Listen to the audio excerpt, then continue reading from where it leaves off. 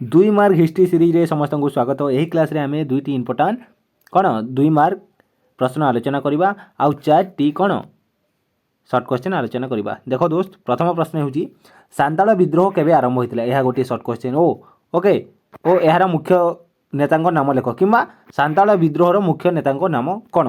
दुईटी shirt question है यह होची 2 मार्क। ओके दुईटा मेसेज दुईटा एका संगे प्रश्न आसिले एटा होची 2 मार्क। ओके सांताल विद्रोह 1855 1856 ख्रीष्टाब्द आरंभ होता। क्लियर सर्ट क्वेश्चन मन रहा 1855 ख्रीष्टाब्द 1856 ख्रीष्टाब्द आरंभ होता। और सांताल विद्रोहर मुख्य नेता थिले सिधु और कान्हू यार मुख्य नेता थिले। क्लियर ताले सांताल यही प्रश्न पढ़िले कौन लिख सांताल विद्रोह केबे आरंभ होता यार मुख्य नेता नाम लेख कौन लिख सांताल विद्रोह 1855 रु 1856 ख्रीष्टाब्द आरंभ होता।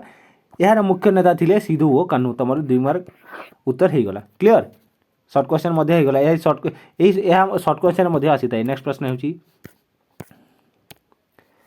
निखिल भारत कांग्रेस अधिवेशन रे किए भारत छाड़ प्रस्ताव आगत करथिले ओ किए याको समर्थन करथिले।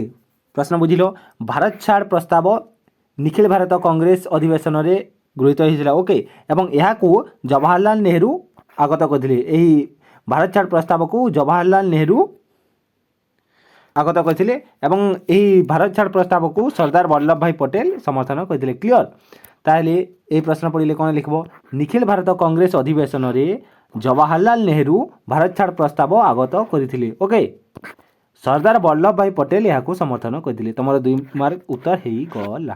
क्लियर जदि क्लास भल लागला लाइक शेयर और सब्सक्राइब कर दियो। चैनल प्लेलिस्ट को जाई सब प्रश्न रो उत्तर अछि सब देखिनियो।